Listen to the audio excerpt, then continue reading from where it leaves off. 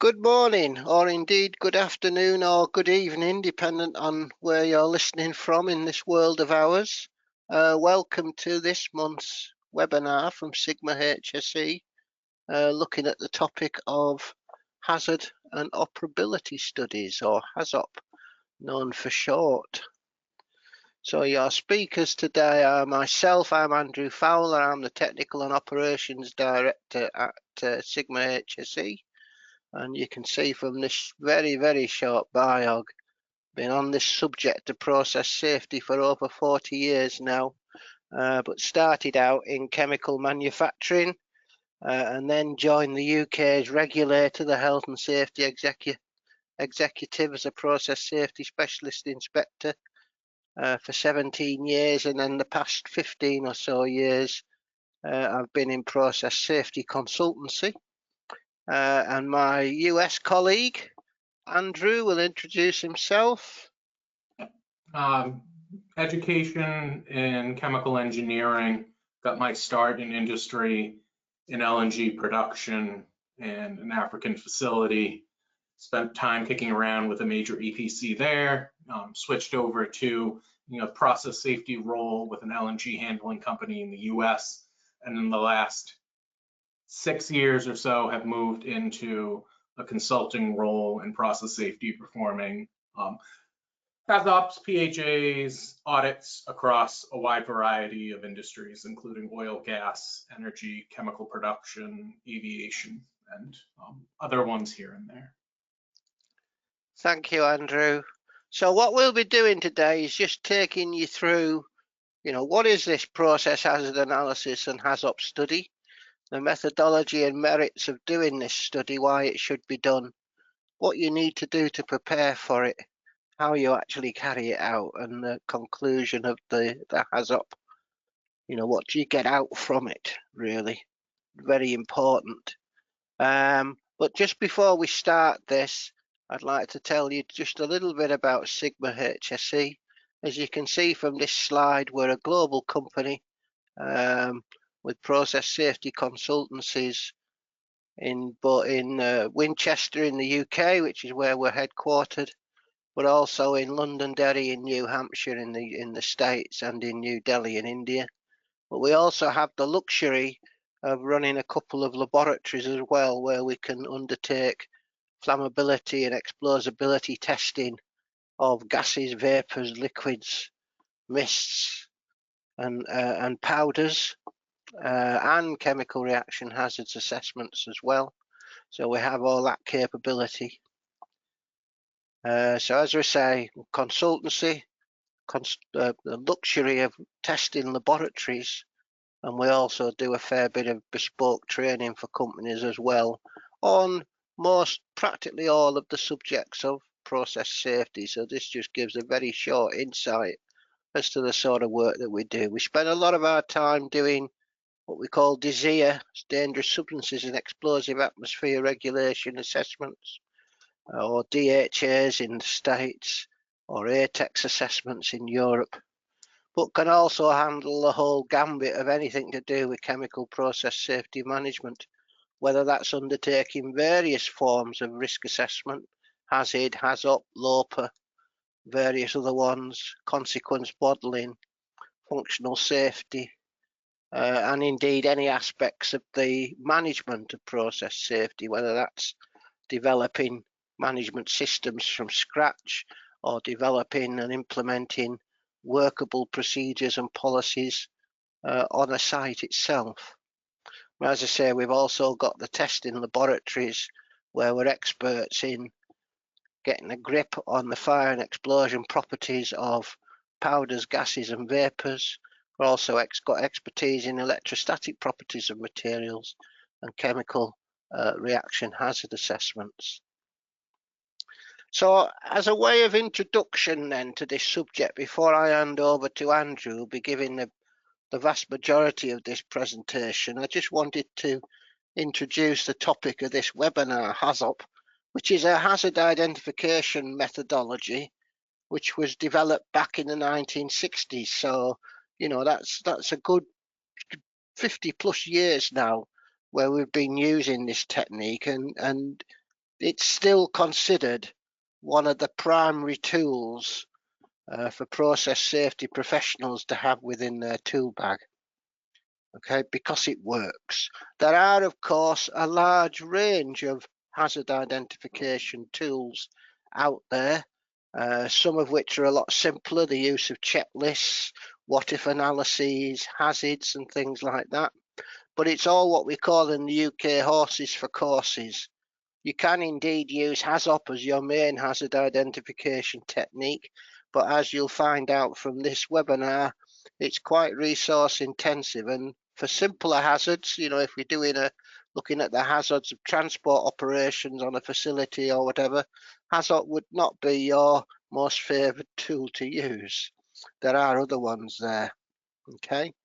But it is important because if we look at the UK and Europe, for a long time now, health and safety frameworks have all been based on what's called goal-based, risk-based setting legislations. So they're based around carrying out this subject called a risk assessment. And in fact, every piece of health and safety legislation or regulation in UK or Europe requires employers to undertake a risk assessment. It's the starting point for everything else that the business does with regard into health and safety.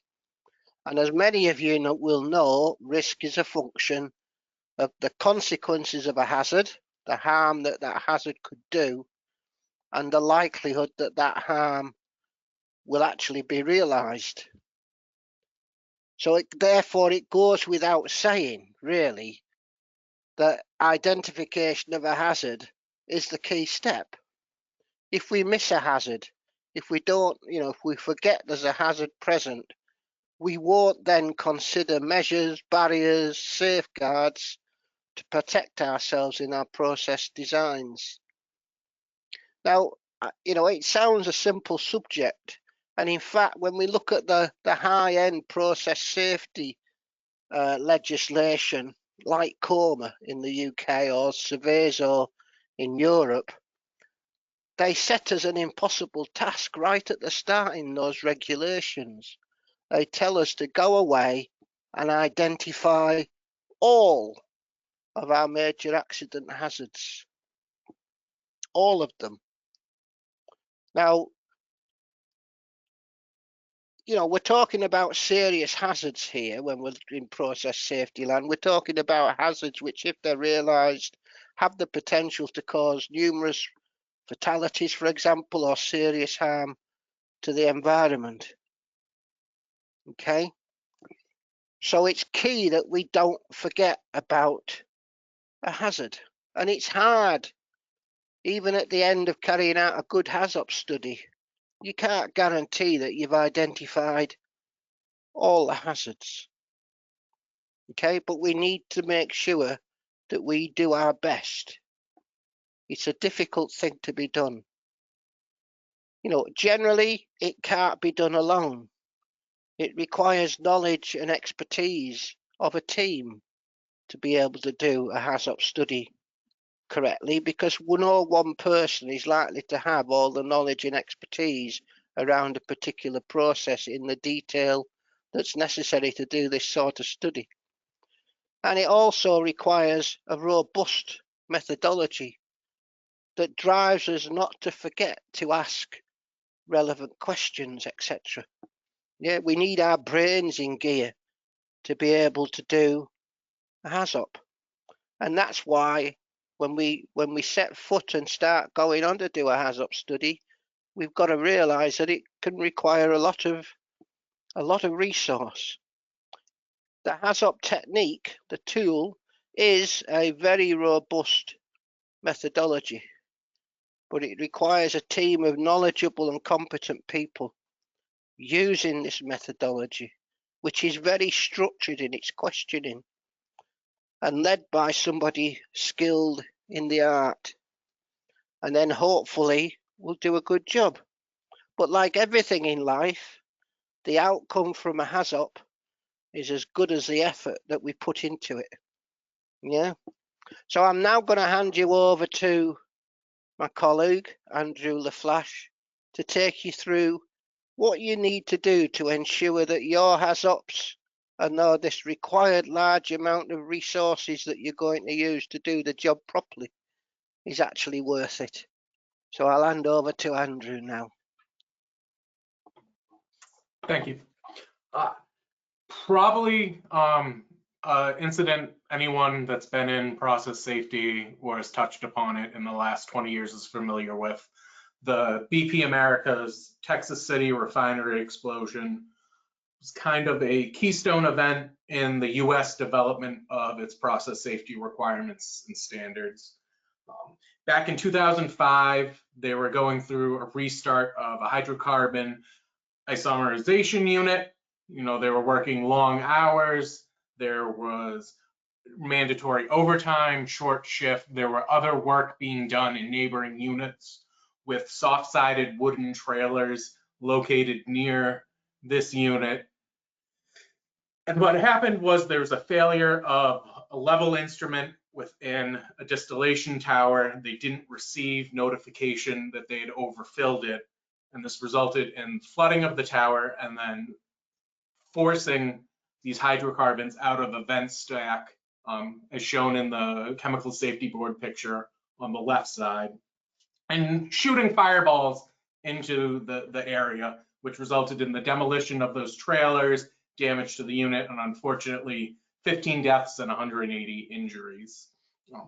There were numerous things that contributed: overtime, lack of management of change, but they also found during the investigation that the PHAs that were performed for this process were kind of just there to check the box. They didn't really look at what the consequences of overfilling the tower were. They didn't look at all the potential causes of a high pressure scenario. And they didn't really understand the safeguards that they applied to their scenarios. They just said, yes, we have it, and it's good.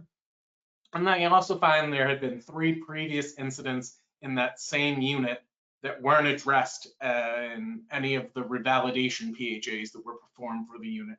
So there are items, if they had taken the time, identified, worked through the causes and what safeguards they could in place to prevent these near miss incidents, they very likely could have avoided this catastrophic incident as well. And we're going to look at, how you can do a good HAZOP to try and make sure you do check all your boxes, look at all your causes and your consequences using the HAZOP methodology. Okay, Andy? All right, so first we'll go over some basic terminology and the kind of the guidelines for the study before we dive into anything too in-depth. All right, so your hazard, inherent physical or chemical characteristic that has the potential for causing harm to people, property, or the environment. So you're looking at if it's a flammable, if it were to be released, is there a potential for a flash fire, an explosion, a deflagration? Is it toxic? Is it dangerous to the environment? If you were to have runoff into an adjacent waterway, are you looking at a fish kill? Or if it's something really bad, are you looking at, say, a permanent Superfund site type of thing? And ranking, what type of hazard each material in your process has, and then the realisticness of that. Process hazards are, you're operating within an envelope. You have set pressures, set levels, set temperatures. If you were to have a wild swing and you were to lose temperature control on your process, could that lead to an ignition event or a runaway reaction if you've got a reactor and you lose process cooling? These hazards are typical to how you're running your process and not specific on the material as such. And then there's non-process hazards, which we're not as concerned about in the PHA, are generally handled through your job site analysis and your field safety. That's, do you have fall from height concerns? Is there potentials for slips, trips, and falls?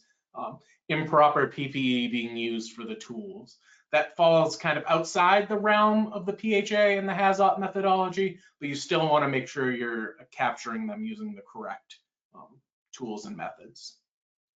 All right, so process parameters, you look at your different parameters within the study. So if you've got a reactor vessel, you're looking at pressure concerns, temperature concerns, level concerns. reaction speed concerns. And then you're looking at the design intent. You know, what is that unit supposed to be doing? Is it a heat exchanger? Is it just simply a transfer pipe? Is it a storage vessel? Is it a reactor? Is it a vent stack? What is the intent of design here, and what happens if it isn't? And your deviation covers that. So you're varying from what it's designed for. Loss of your heat exchanger, you don't heat the fluid to a desired temperature, you don't receive the cooling you want.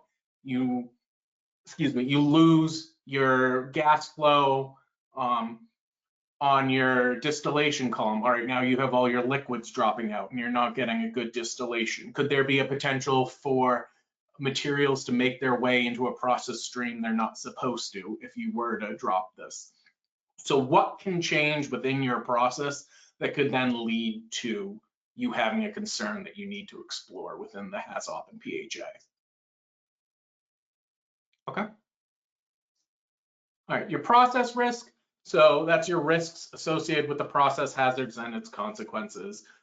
So it's a high level leading to an overflow. If it's, you know, a rain containment facility, you've got, you know, it's just drainage on the side of the road, your sump pump fails, you have an overflow there. All right, your road might wash out. But if it's a chemical containment bund around storage tanks and you have an overflow there, now you're looking at, all right, is there the possibility of personnel exposure from this? If it's a flammable material, could we now have a pool fire because we have this flammable material sitting there? So you look at what your process hazard is, what its consequence, and that'll give you your risk. So PHA is your overall technique for identifying and analyzing the significance of these hazards. A HAZOP is one of those techniques you can use. You could also use a bow tie. You could use a HAZID, what ifs, checklists. In the US, there's no set requirement for a methodology. It's whatever works best for your process. And in most cases, that's going to be your hazard and operability study. And then process information, physical, chemical, toxicological information related to your chemicals, process, and equipment, P&IDs, process flow diagrams, energy balances, your equipment information, you know, what is its max allowable working pressure? All that falls into your process information. All right. So within your PHA, you're looking at identifying any potential causes, consequences, the mitigation and prevention of fires, explosions, releases of toxic or flammable chemicals, any major spills of hazardous chemicals, and really we're focused on the equipment, the instrumentation, utilities, human actions, and external factors that may impact the process. You know, do you have well-written procedures? Is your process designed in such a way to prevent human failure when needed? And the different methods, HAZOP, HAZOP, what if, checklists, FMEAs, and bow ties are generally the most common. Okay. So your HAZOP and operability study is really the most structured method for the PHA. You know, you're looking at it on a piece of equipment by piece of equipment basis. Each parameter for that designed intent equipment and how it can fail. And that gives you kind of your most comprehensive understanding of what you have, what your issues may be, and it's all based on your guide words. And you want to have, like Andy was saying, a multidisciplinary team. You don't have a single individual, you have a facilitator, you have design engineering, test engineering, safety, maintenance, operations, as many groups involved with the process as possible to make sure you're getting that high level view. Okay. All right, so why do a HAZOP? In the US, if you're handling over 10,000 pounds of flammables, or if you have a material listed in Appendix A of OSHA 1910.119, over the quantity threshold limit, you're required to have a PHA, and a HAZOP's a good method. Even if you have a process where you're slightly concerned, you know, it's a new process to your facility or you're dealing with a chemical that you're not used to, It can help you design the process in such a way that it's inherently safe. You can use it as a procedural development tool, making sure that your procedures are written in such a way as to avoid human failure opportunities. You can use it as a systematic check of your safety and operability. Do the safeguards you have in place make sense for what scenarios may actually occur? Are you over-instrumented, leading to false trips and operability concerns, or are you under-instrumented and there's the potential for you not to detect failures until it leads to a catastrophic event? You know, you can use it as proof of performing your due diligence to attempt to identify and address as many hazards as possible. And it's an acceptable form of PHA. It also allows confirmation that process modifications aren't introducing new hazard scenarios when you do have a change within your design process, either new equipment, new materials, or new procedures. Okay. So like I said, it's a team activity. You want to identify as many possible causes that could lead to a hazard as you can, as well as the possible consequences identified with those causes, and to ensure that you're making a qualitative judgment of those risks. And it is an iterative process. So if it is a OSHA PSM covered process, you're required to revalidate every 5 years.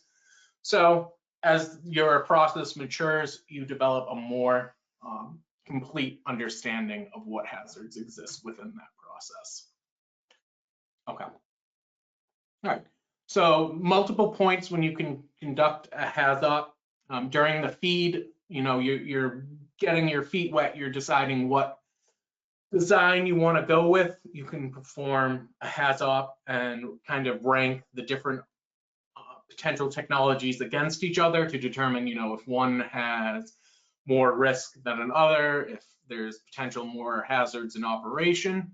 Once you've reached a detailed design point, you know, your sanity check that your safeguards in place are effective and address the concerns that you've identified. Anytime you're making design change, once you've finalized a design, if you have a management of change process, if you're making anything greater than a like for like, you should at least look at it and see if there's new risks. And if it's a major change, you may want to update your HAZOP there.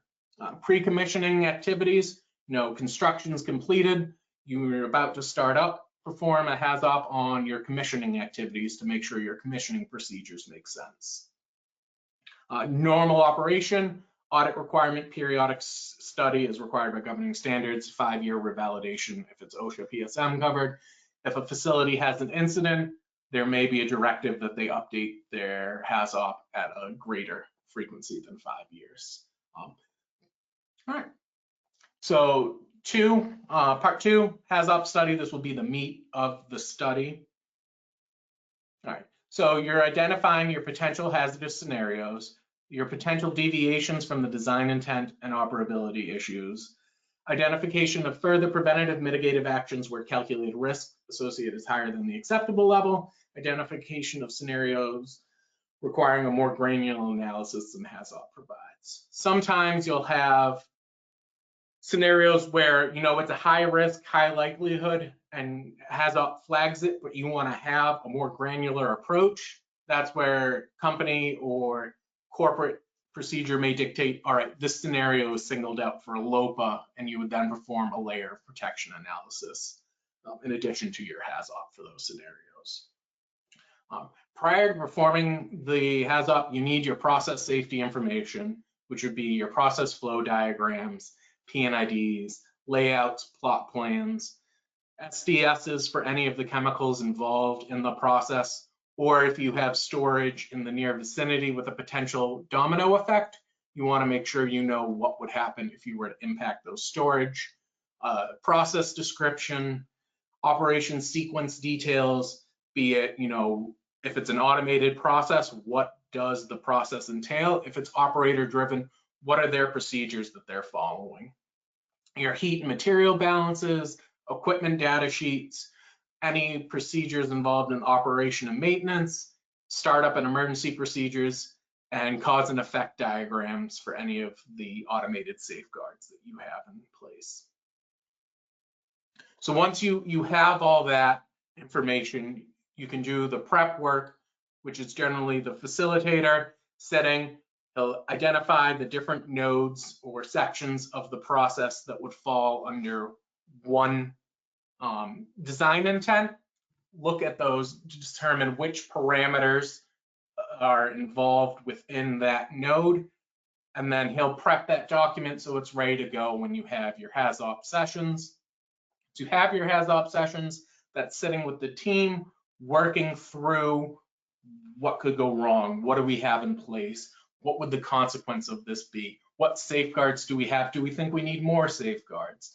And then after you complete those sessions, a report is generated that identifies any open action items or opportunities for improvement, and that's given to the team to go ahead and follow through to close out. All right.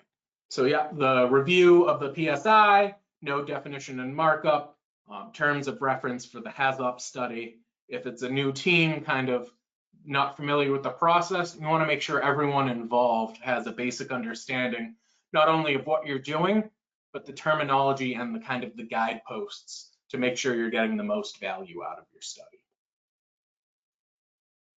So a node can be system-based, process-based, depends on the operation.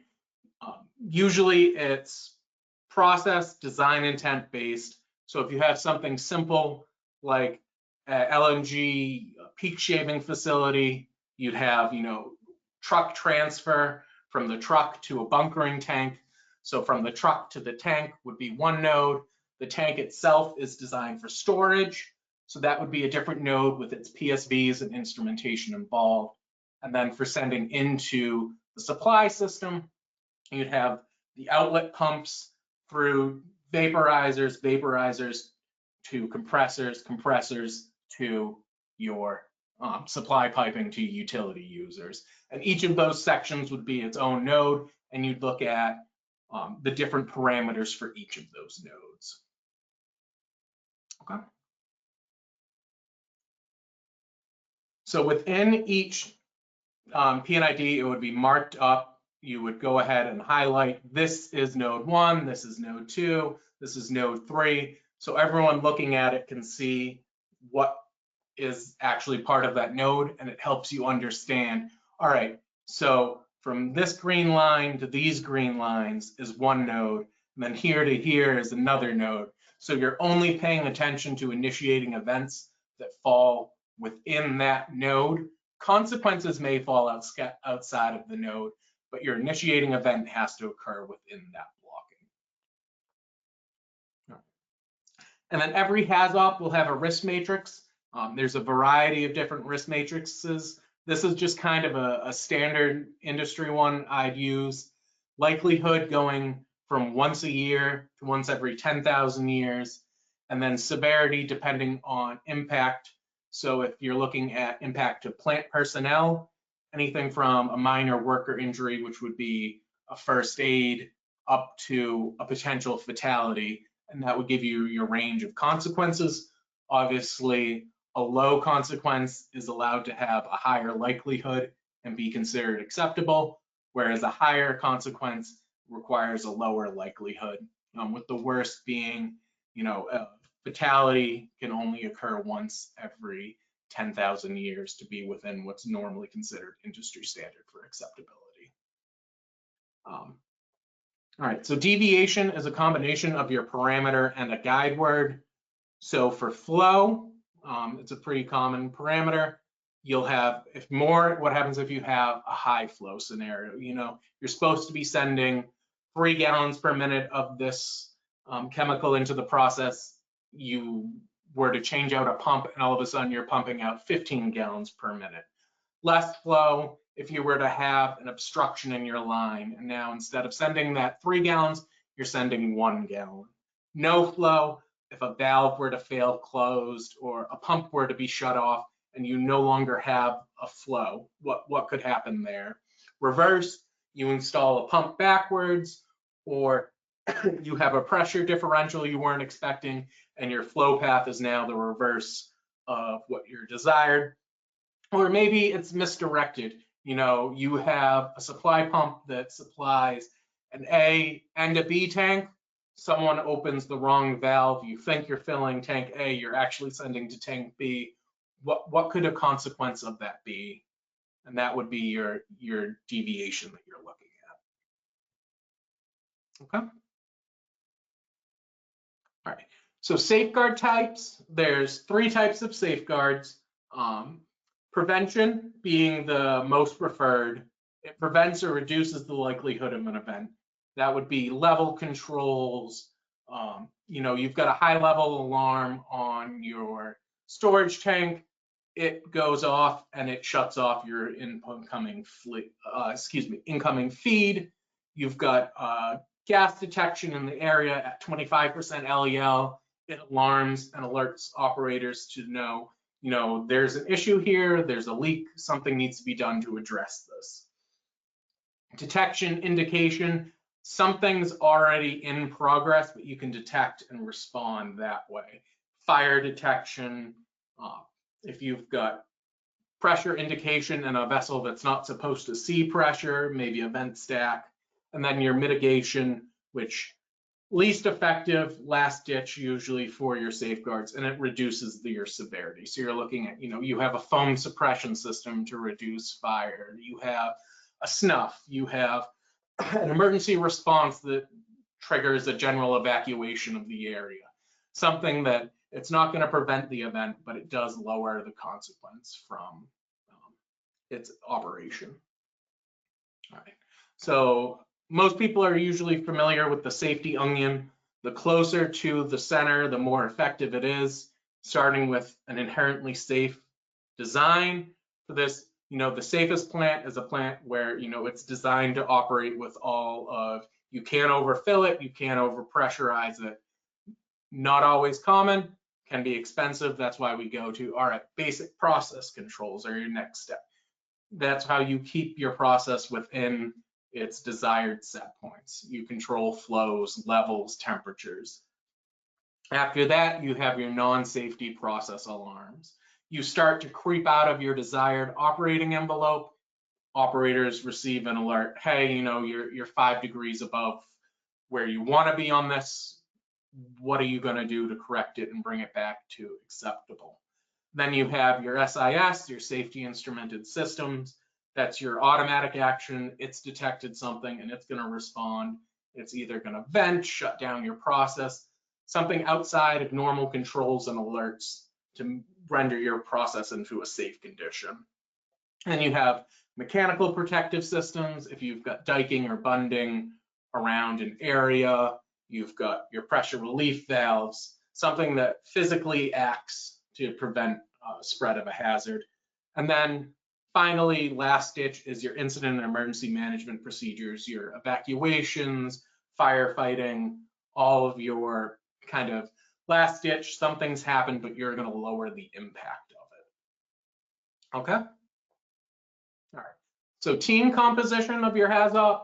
Team composition is really important. You want to make sure you have the knowledge in the room that's going to make your study successful. Always need a facilitator trained and experienced in the method being used. If it's a large enough study, you've got a large thing you're going through, usually you'll have a scribe as well. So you have the facilitator leading and directing the discussion, and the scribe will be recording within the software. If it's a smaller, less complex process, a lot of times the facilitator will scribe as well. You've got process engineering in the room, design engineering, controls, ops, maintenance, safety engineering. And then you may also, depending on the process, want someone from logistics there. You have this material showing up to site. Is it in 55-gallon drums? Is it in totes? Is it, bulk tank unloading? How is this material making it to site? You may need someone from logistics for that.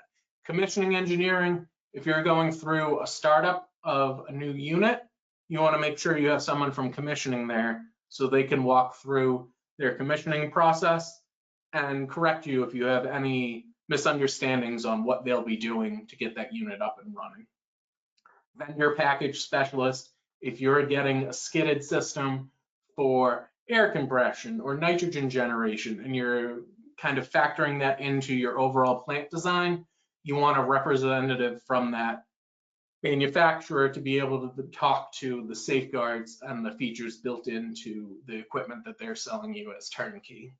And then electrical engineering, if you have questions about wiring or area classification, you want to make sure you have someone with the electrical engineering background to answer those questions. All right. So roles and responsibilities. HAZOP facilitator, he'll define your scope that you're analyzing. Where does the process start? Where does it end? And within that scope, he'll go and he'll define your nodes. And he'll lead the session. He'll talk about, what guide words we're using, what parameters. Direct the flow to kind of keep the meeting moving and to keep the conversation relevant. A lot of times you'll run into potential for people to try and solve design problems within the HAZOP session. And he'll have to step up and kind of either table it or put it in an action item to chase something and drive that meeting towards relevant conclusions and the generation of practical recommendations, keeping kind of the large scale stuff to the side and making sure you're getting the most out of your time spent on the study. They should be independent from the design team, either a third-party company, or if it's a larger company, it could be somebody from a different division. The worst thing you can do is have an engineer critique his own design. It's going to be a lot harder for him to identify issues if they're his issues and be kind of non-committal and not driven to want to be able to say everything's good if it's, his hands have been on it. Okay. The scribe, he'll support the facilitator. He can assist with node definitions and drawing markups, record the proceedings within the worksheet, be it Excel, PHA Pro, PHA Works, whatever software package is being used to perform the study. They also, if you do have a scribe, generally perform the first draft of the report for review and approval by the facilitator. And then each of the HAZOP participants kind of has their own role to play within it. Process engineers there to talk about the process information. Operations experts are there. What's the philosophy of operation? What methods are used? Project engineer, details and procedures for the implementation of that specific project. And then other members, what is their cornerstone of expertise? If they're maintenance, is there a method that they're performing tube bundle maintenance on where, it's not designed for, but it's been common practice now, you drop, say, a tube bundle head without flushing the system? Do we need to call out that, it requires a purge procedure first? What are they doing that may have a risk that the design engineers wouldn't be able to identify? And how can we address those needs? Okay. All right. So the procedure, reiterative. You start with selecting a node, a parameter, which would be your pressure, temperature, level, a guide word within that, more or less, no, reverse.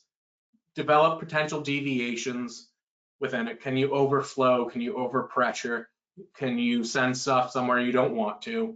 What potential causes of that exist? Could a valve be shut due to operator error? Could there be a failure of an instrument resulting in your automatic controls misbehaving? Record what the significant consequences of that could be, and then as a team, estimate the severity, likelihood, and risk of that scenario. And then looking at that risk, do you have any recommendations required to reduce that risk to an acceptable level? And if you do, document those recommendations. If not, you're safe, you move on. Are there any other potential deviations for that guide word? If not, are there any other guide words for that parameter? If you're finished with guide words for that parameter, are there other parameters for that node?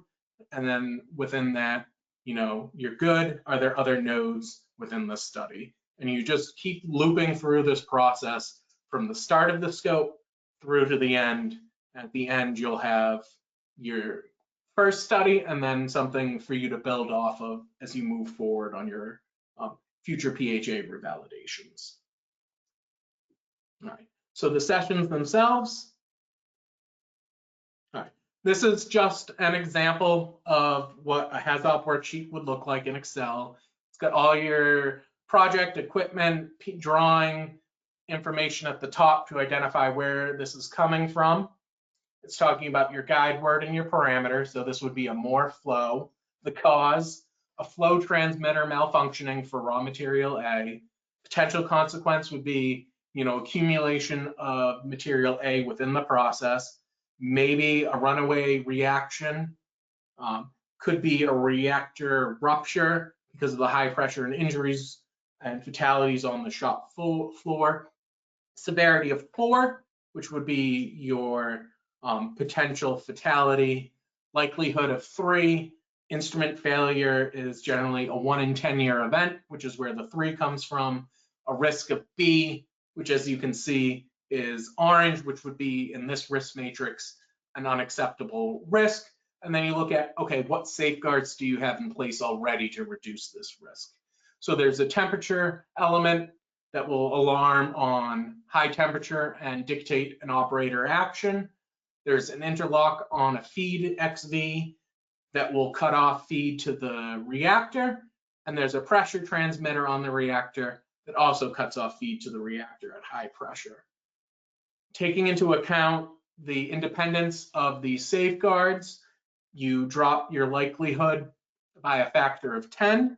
It's still a risk of C, which is 1 above your acceptable risk level per the matrix we looked at earlier. So recommendation is to implement a PSV on the reactor sized for worst case scenario. So if there is a pressure buildup, you'll relieve out this PSV, which is routed to a safe location, rather than a rupture of the vessel causing fatality of personnel.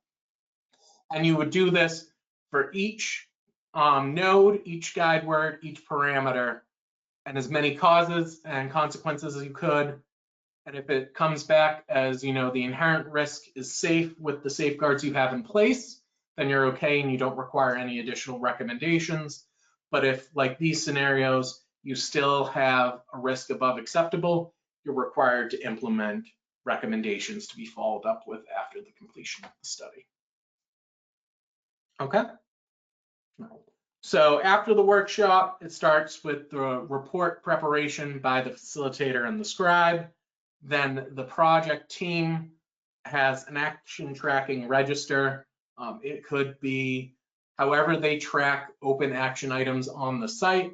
It could be a master list. It could be EH&S software. However you need to make sure you're tracking not only that we have these actions, the steps taken, how we're closing them, and once it's closed, proof of closure. And then you have your HAZOP closeout report, which would show, yes, these have all been closed. Okay. All right. So typical contents in your HAZOP report: introduction, a brief description of the process and the facility, a list of the process information that was referred and used. That way, as you go through, you know that for the study in 2015, you had PNIDs 1 through 10, revision 4, but now it's time for your new study and you're up to revision 8. You want to make sure you're identifying any potential changes to your HAZOP that would come from the changes on those drawings. Description of the methodology used, the composition of the team, including roles and levels of expertise for each member, any of the recommendations that resulted from the HAZOP study, and then appendices, including the marked up PNIDs and the HAZOP worksheets from whatever software package was used. All right, so key success factors. You want to make sure the drawings and the data used for the study are accurate. If you know for a fact the PNIDs you have don't reflect your in-field conditions, it's important to redline those PNIDs prior to the study so you know you're actually looking at your in-field conditions. Experience and skills of a HAZOP facilitator. You want to make sure you have someone that's familiar with the process, as well as has experience either leading or scribing and is now being the lead with an experienced scribe, someone that has the ability to direct the study and ensure you're getting valuable communication out of it. Technical skills and insights of the team. If you have a brand new operator that just started a week ago, they're not going to be able to give you as much insight into the process as someone that's been working the process for an extended period of time. Duration available for preparation of the HAZOP sessions. You want to make sure you give adequate time for the nodes to be developed and the PSI to be reviewed prior to walking through your HAZOP. Schedule of the sessions. Scheduling is kind of some people only have, they do half days, so you'll do 5 4-hour sessions, which is fine, or you can do 6-hour sessions. I've seen people try and do 16-hour sessions, and that just, you don't get effective results if you're forcing someone to sit and walk through this process for extended hours each day. It's important that you think about team involvement as well as your deadlines. And then, you know, ability of the team to use HAZOP approach as an aid to identify deviations, causes, and consequences. You don't want it to come across as you're accusing anyone of not addressing safety concerns or doing things the wrong way. You want to make sure that you're explaining operator error doesn't mean, you know, it's the operator's fault. It's more the systems in place have left this opportunity for human failure in place, and how can we address that to assist people in not being able to have an issue. And you want to make sure you're maintaining a sense of proportion, especially when assessing the severity of your potential consequences. You don't want to end up on the side where, you know, you have the potential for a vessel rupture at more than 3 times the max allowable working pressure, but the team's trying to say it would only result in a first aid. And you also don't want to end up on the other side where, you know, you may have a leak on a water system and you're saying, you know, there's a potential fatality, if really it's just, you know, you might have some environmental impact from dirty water making its way to runoff. You want to make sure you're keeping your eyes on the goalpost and you're kind of keeping it centered and realistic.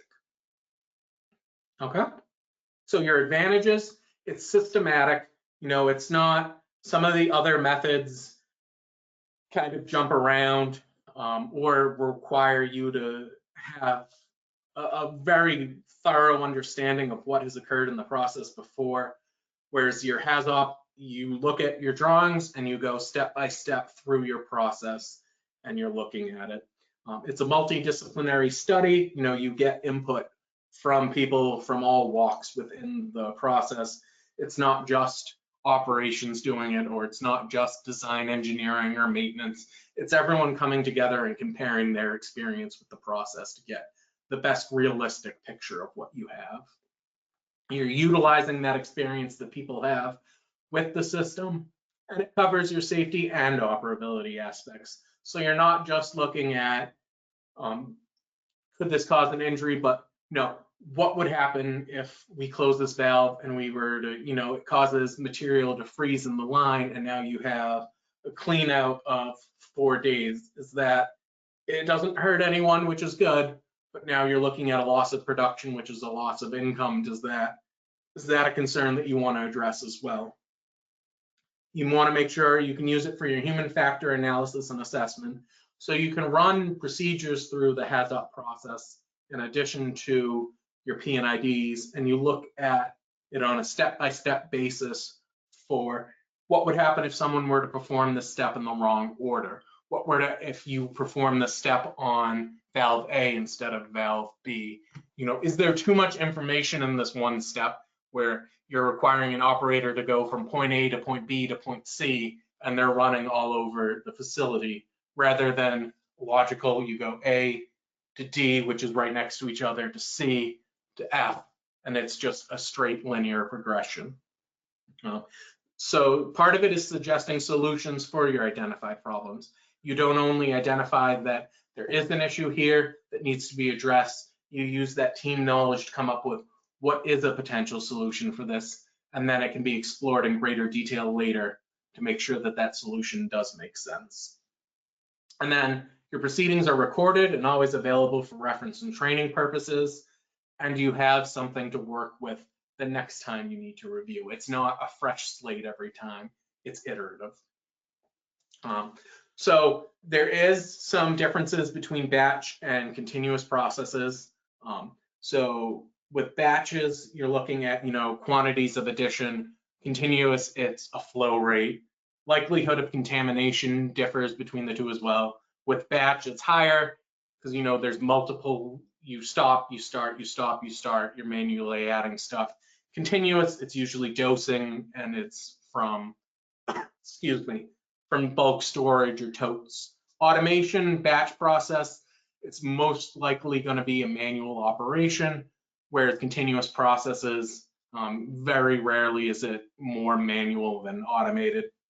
And set points, depending on your batch process, you could have multiple set points for a single vessel as you step through a process, whereas continuous process, normally your set points for a piece of equipment remain not static, but within the same range as it progresses. And then, of course, higher dependence on human operators and lower dependence for continuous process, which is just something to take account or when you're doing your HAZOPs. All right. Andy, I'll turn it back over to you. Yeah, so thanks for that, Andrew. Thank you very much. I hope everybody found that interesting and useful. Needless to say, Sigma-HSE has got a team of HAZOP and other risk assessment facilitators. And in fact, one member of my team literally spends his whole life going from one HAZOP to another on different processes. We've been so busy with them recently for the past couple of years. So it's good to see that the technique is still flourishing and still being used widely throughout lots of processing industry.